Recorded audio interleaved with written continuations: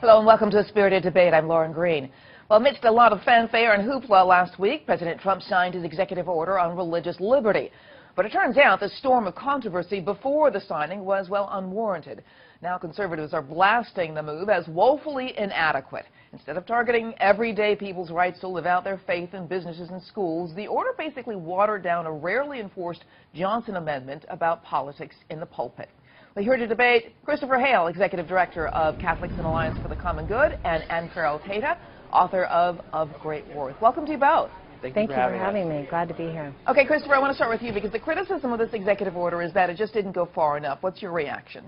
You know, I think the answer is if you voted for Donald Trump because of religious liberty issues, he's not your champion. Look, the ACLU has been fighting Trump on issues like this time and again, and they chose not to sue because they said this did nothing. So if you look at the enemies of Trump on these questions, the opponents, they say it's not even worth going after. This did nothing. I think this is a question for good-hearted Christians who voted for Trump because they thought he'd be champions of their values in the public sphere.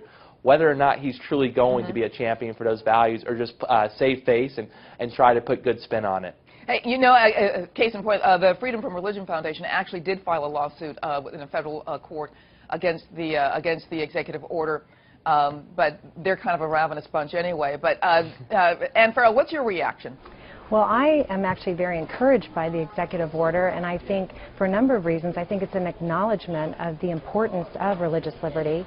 I think that President Trump is going to protect and promote, religious liberty and freedom of conscience.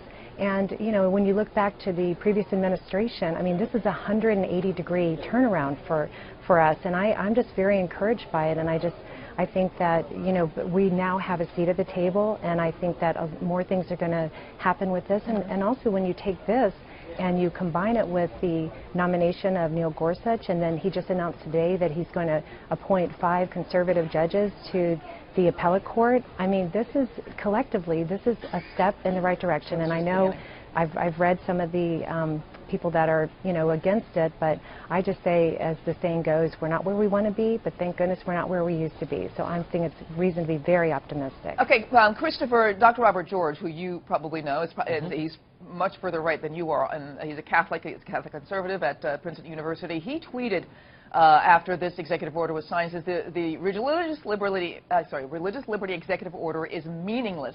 No substantive protections for conscience. Betrayal. Ivanka and Jared won. We lost. Do you think Ivanka and Jared called the shots on this? Ivanka and Jared is Trump's daughter and son-in-law. What do you think? I know they called the shots on this. I know that this was an initiative that they wanted to see end. Look, Robbie George and I don't agree on a lot. Last March, he said that Donald Trump was manifestly unfit to be president of the United States. He was right then.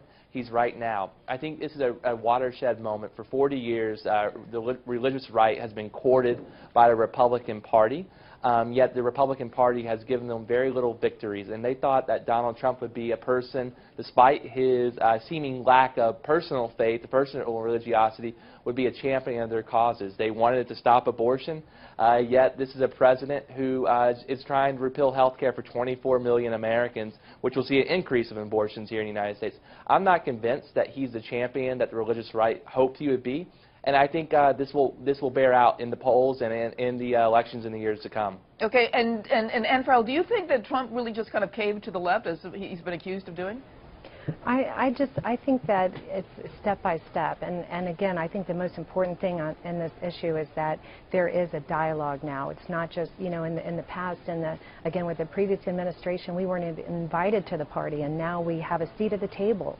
And so I just think that we're going to see, as time goes on and more people are getting involved, I just think that we're going to see things that are going to be favorable to religious liberty.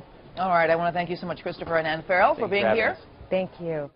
And, of course, please check out my new book, Lighthouse Faith, God is a Living Reality in a World Immersed in Fog.